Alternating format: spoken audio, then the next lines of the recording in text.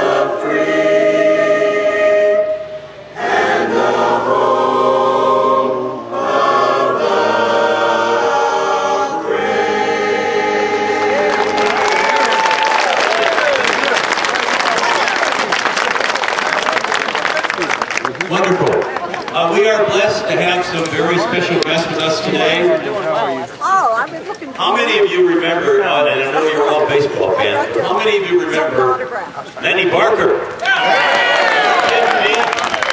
How many of you were there that evening?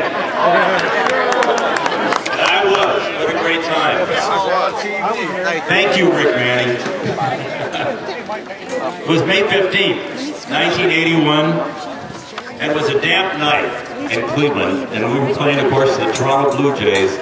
And Len Barker pitched a perfect game.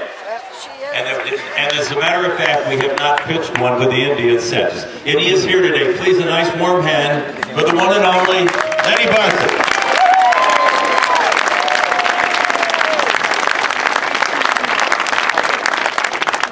Another very special guest, Super Joe Charboneau. How can we forget? 1980, when Super Joe, of course, became the Rookie of the Year, and he did everything from taking the top of beer cans off with his teeth to hitting home runs and RBIs. Joe, thank you so much for coming here today.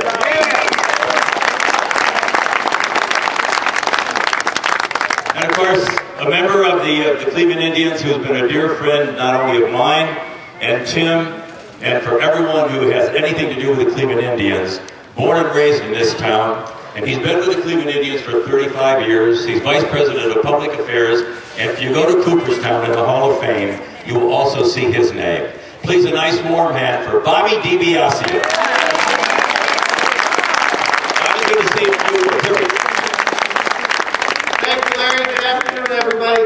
How about that game last night?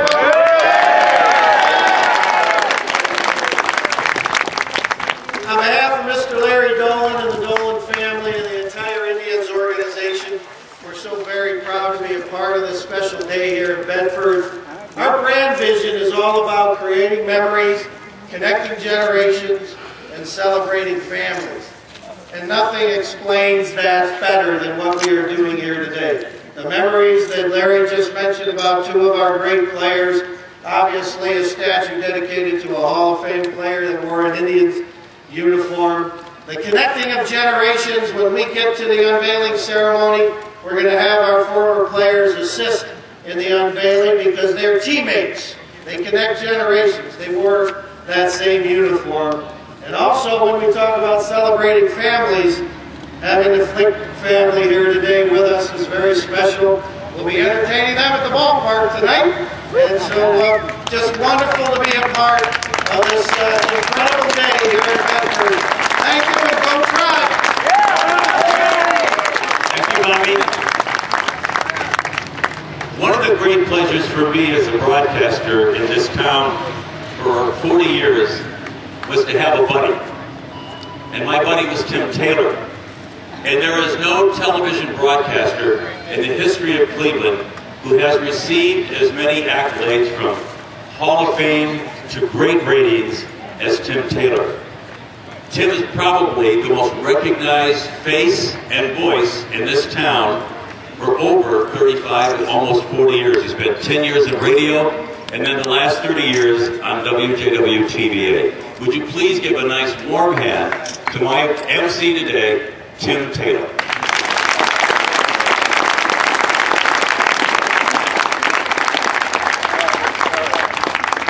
Thank you, Larry. Just exactly the way I wrote that.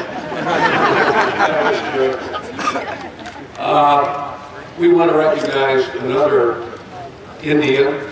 There he is, Mike Hargrove. Mike.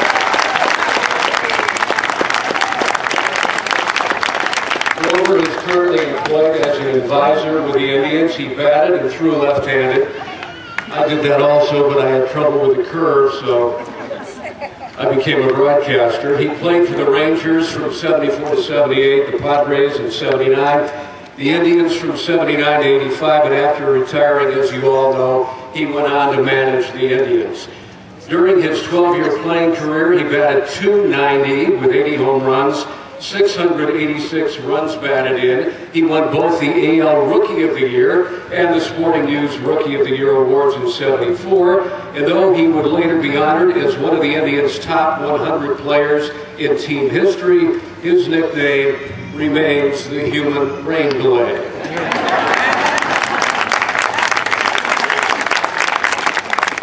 Grover holds a career Major League managerial record of 1,187 victories, including 721 with the Indians from 91 to 99.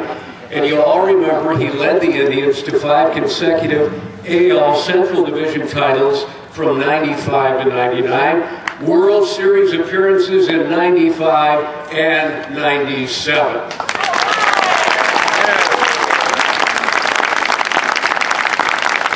Grover, as an aside, you provided me, Robin Swoboda, Casey Coleman, and Dick Goddard with the most fun we ever had broadcasting, particularly in Atlanta when we covered the World Series there. And they actually allowed us to sit in the press box, which was a huge mistake, because when Lofton, you remember this, stole second, then stole third, Goddard stood up and started cheering. Well, folks, we were reminded by the PA announcer in Atlanta, there is no cheering in the press box. And of course, in traditional Goddard style, he pointed at the three of us. But thanks, and thanks for a great career here, providing us years of thrills. We are indebted to you. He had more fun than we did, all right.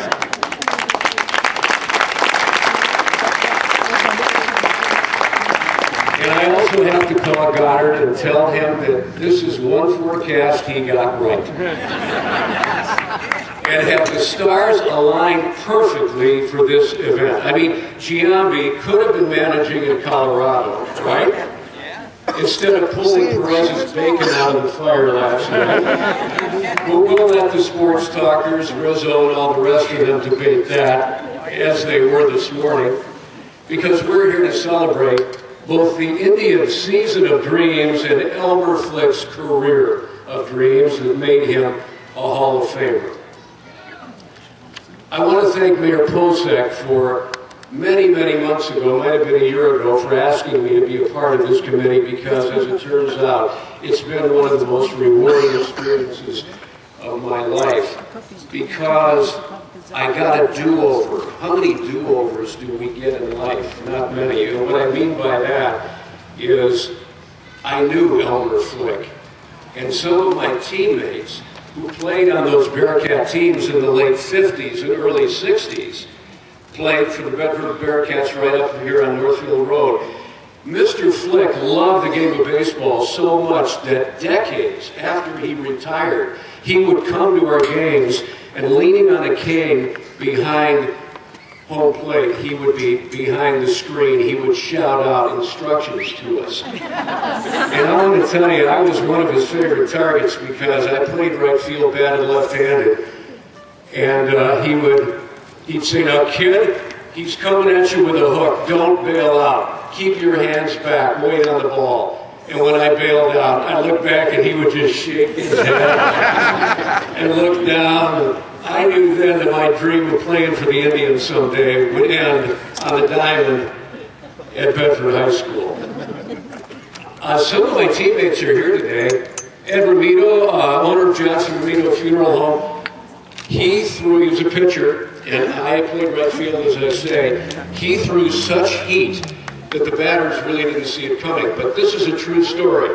He had the most incredible pickoff move to first base you have ever seen. Softball pitcher, and on one occasion, his pickoff move was so amazing that he picked the guy off first base, and the batter at home plate swung at the pitch.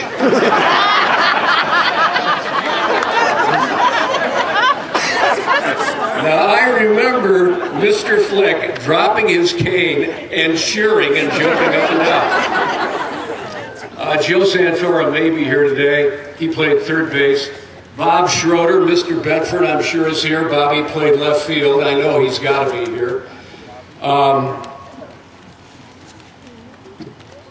I have to tell you, it was such an honor. But we were kids. We didn't know that we were in the presence of greatness when Mr. Flick was there. We knew he was a major leaguer, but we really didn't understand what a great player this man was. He loved that game enough that he was around for many, many years. To put his greatness in perspective, think about this. Think about the population of the city of Bedford. More than 18,000 very talented young men have played the game of Major League Baseball. Just a little over 200 have ever been inducted into the Baseball Hall of Fame. And I know some of you purists are saying, well, there are 300. That includes many who are not players. I'm talking about strictly Major League Baseball players. I hope that gives you some perspective of the greatness of Elmer Flick. We're here to join all of you in honoring a man we frankly took for granted many years ago, but today we're making that right. And I think the city of Bedford might have taken him for granted for many years, but no longer. This is his day. This is his family's day. And now I'd like to introduce the man whose passion and vision for making this project become a reality, the Mayor of Bedford, Dan Pocek.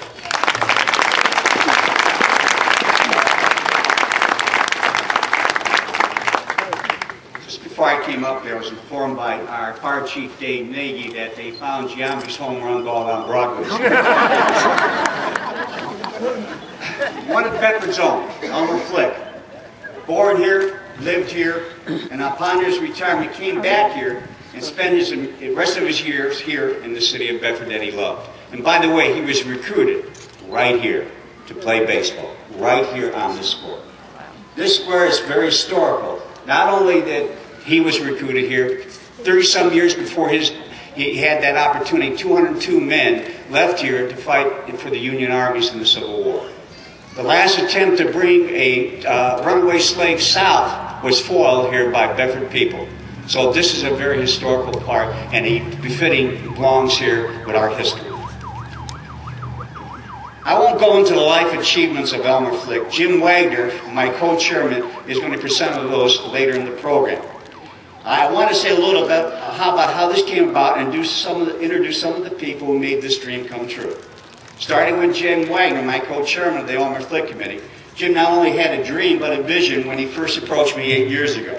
Of course, raising funds for any project is tough, but to make a dream into reality, you need to raise money. Jim never wavered in his dream, and more people he talked to, the more he was able to have possible. I want to introduce Anthony Marcelino, president of the Bedford Automobile Association, and all the auto dealers whose donation ensured that the statue would be built. Please raise your hand from the I know Bill Clarence is here, Mark Jacobson's here. I don't see who else I can. I know they're out there. Again, I want to thank them for being here. Please give them a great applause. I won't go through the whole list, but I need to point out that our local business stepped up to the plate, so to speak, and committed to making this happen. We're grateful to Benvenue Laboratories, Johnson Romeo Funeral Home, St. John Funeral Home, Russ Macetta, Larry Morrow of Nature Store right across the street, who's probably got the best view of this statue. Joe Chuney of the GPD Group, who was our city engineers, University Hospital, the Sikh Society of Bedford, Giant Eagle, who donated all the hot dogs for today, our local Rotary Club, and the Bedford Chamber of Commerce, and of course, the Cleveland Indians. We want to thank you so much for being here today.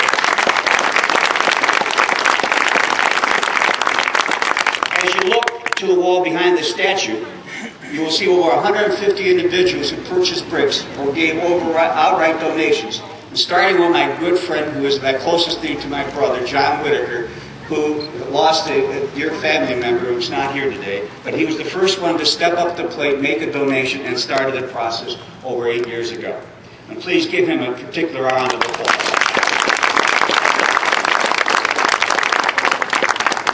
And I have a special thank you to the Flick family for their encouragement, their financial support, and the commitment to be here today. They came from all over the country for being here. Thank you so much for participating today.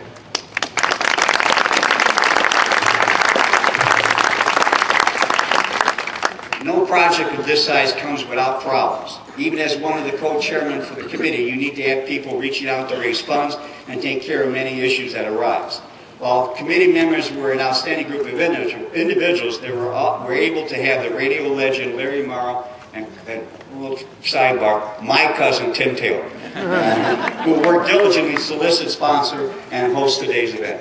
I'd like to add that to my list of thank yous to ABC Rental, Rich Berger, who donated all the tents and microphones for today. Please give him a call. Where's Rich at? Thank you, Rich. I would be remiss if I didn't thank our Bedford City Council clerk, Lori Villers. Not only does she have to work there, not only does she have to work with 7 bosses, but the Flick Committee with another 18 bosses. And yes, she still maintained her sanity. As we all know, and he wants to be kept quiet, but I'm not going to do that, our city manager, Hank Angelo, who became the guiding force to get this project done and completed, he was ably assisted by Mike Mellis. Please give him a round of applause.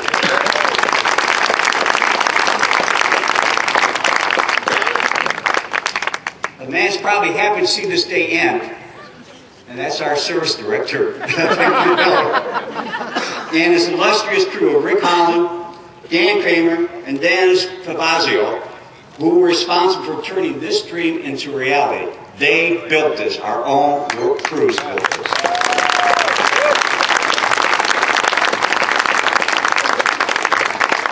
So if your project's got a little behind it in your neighborhoods, understand why, okay?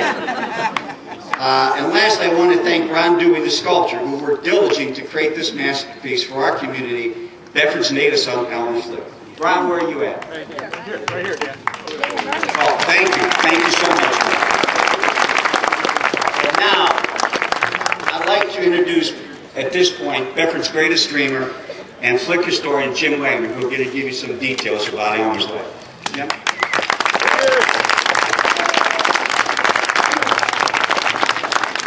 Thank you. Got a lot of kind words in the past couple of days about all the work that I've done on this project, and I can assure you, this is baseball. It never seemed like work at all for me. So, it's my favorite game. No clock, and the defense has the ball. What a great game. But before I talk about where the statue came from, let's go over a little bit of Elmer Flick's career. In 1900, his 3rd year, he bats .367 and knocks in 110 runs for Philadelphia Phillies. Shortly after, he winds up in Cleveland and proceeds to win a batting crown, leads the league in triples 3 times, leads the league in stolen bases twice, and winds up with a career average of .313 with an on-base percentage of .389, just outstanding.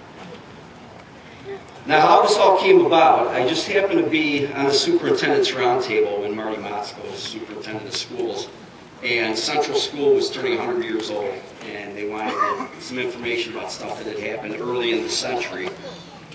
And Margaret Bierman asked me to concentrate on the baseball player, and I really didn't know anything about Elmer Flick. I was a big baseball fan, but I didn't know anything about Elmer Flick. I started looking stuff up. I came to the Historical Society, did some research, ordered his file from the Baseball Hall of Fame, and just did a lot of research on him, and decided we need to do something about this. And I went to Dan, who was my social studies teacher, by the way.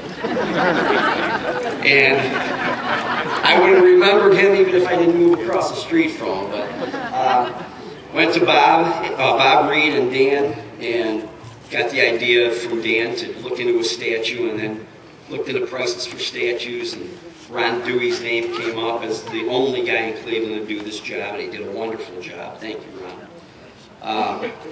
Then I happened to hook up with Maxine Gould, who was a family member. I couldn't seem to find any family members. And she told me that I needed to find Charles Chubb. Well, I could never find Charles. 9 years went by. Well, actually, it was about 8 years. And then last summer, when Dan asked us to rekindle this and try to get it going again, out of the blue, I got a call from Charles Chubb.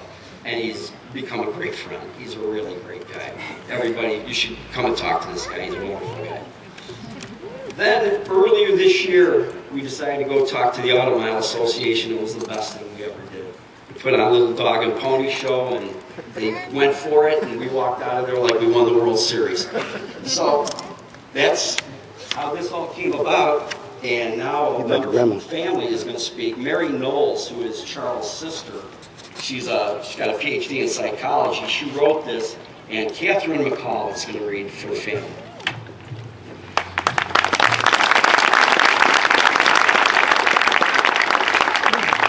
Thank you. This is written by my aunt, Mary Ellen Knowles. I never knew my grandfather as a baseball player in his youth. He was already in his 70s when I was little. I did know him as a grandfather, father, and husband, and I knew him as a passionate baseball fan. I once heard a person needs 3 things to be happy: someone to love, something to do that you enjoy, and something to look forward to. My grandfather definitely had all 3. Some people are lucky enough or blessed enough to meet and marry their soulmate. Elmer met Rosella early in his life and spent more than 70 years with her. Throughout his life, he always called her his bride. My favorite memory of their relationship was on a Thanksgiving in the 1950s. My grandparents were in their 80s. My grandmother was dressed up and in a navy blue dress. She wore a petite pillbox hat with a short veil. She asked Elmer, "Do you like this hat?" He answered, "Ella, you look beautiful in everything you wear." She walked on ahead. He turned to me and quietly said, "I really don't like that hat." But I wouldn't hurt her feelings for anything in the world. My mother remembered Ella sitting on Elmer's lap, affectionately rubbing his head to make his hair grow. A second factor in happiness is something you do that you enjoy. Elmer always loved baseball, and even when his playing days were over, he went to games and listened on the radio. I remember him watching a game on TV with a radio in each ear. 3 games at once. How he would have loved to record a number of games on Major League Baseball cable packages to replay later. He enjoyed going to high school games, hoping to find the next big star. He answered every fan letter personally. He really knew all the players and all the stats, even in his 90s. A third factor in happiness is something to look forward to. Of course, he always enjoyed family visits, but in baseball, there's always the excitement of the possibilities. Who's coming up from the minors? Who's getting traded? Who's developing? and there's always the hope of the playoffs and the World Series. Even as he approached the age of 95, the thrill remained. I can imagine the excitement he would have if he were here today, to cheer on the Cleveland Indians in their race to the playoffs. In addition to someone to love, something meaningful to do, and something to look forward to, I would also add a fourth factor, and that would be a place to call home. My grandfather began and ended his life right here near this very square. His roots were here. His family was here. Baseball was here. This was his home. Elmer Flick was not only a great player, but a great man. In honor of my grandfather and on behalf of our entire family, we thank you for this wonderful tribute. He would also be so thankful to be remembered for the game he loved, which gave him so much to look forward to remember, and to share with the people in the town he loved.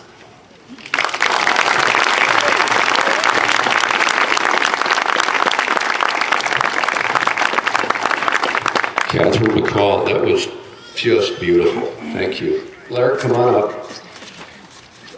Very quickly, we want to tell you that the Historical Society has been kind enough to open the museum, which is right next door, because they have a marvelous Elmer Flick exhibit. So thank you so much to the Historical Society, and we hope that many of you will take advantage of that. Now, a lot of you are around my age. In other words, there are many young people here today. And a lot of you went to Bedford High School, and if you were lucky enough to grow up here, I like to tell people I grew up in the 50s here, the fabulous 50s, and it was like growing up in Mayberry, RFD. And during the late 50s and early 60s, right after the football games, we would go to the cafeteria and dance. It was the birth of rock and roll.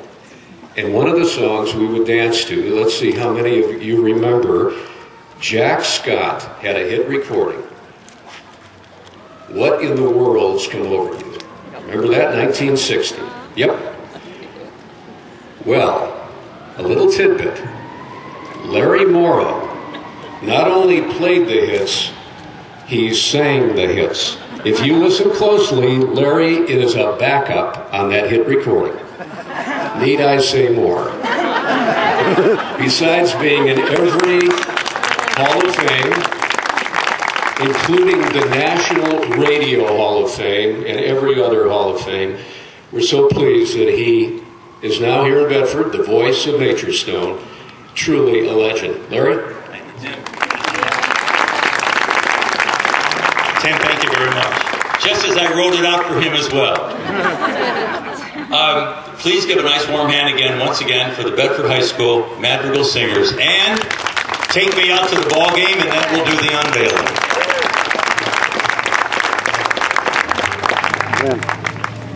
Ren. Take me out to the ball game. Take me out to the crowd. Buy me some peanuts and Cracker Jack. I don't care if I ever get back, so it's me. Hoo-hoo for the Indians. If they don't win, it's a shame. For it's 1, 2, 3 strikes, you're out at the old ball game.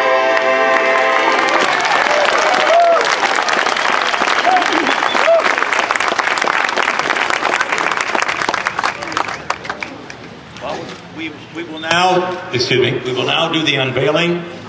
Super Joe Charboneau, Bear Dan Pocek, Len Barker, Mike Hargrove, and a member of the Flick family, the Elmer Flick family. They're all here. Should we count it down? 10, 9, 8, 7, 6, 5, 4, 3, 2, 1. Yes!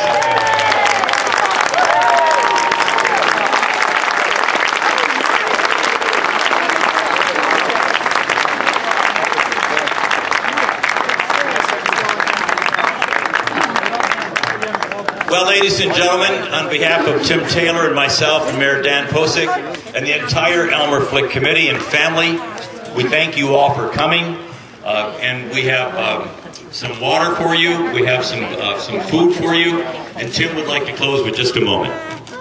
And please, don't forget the Historical Society is open.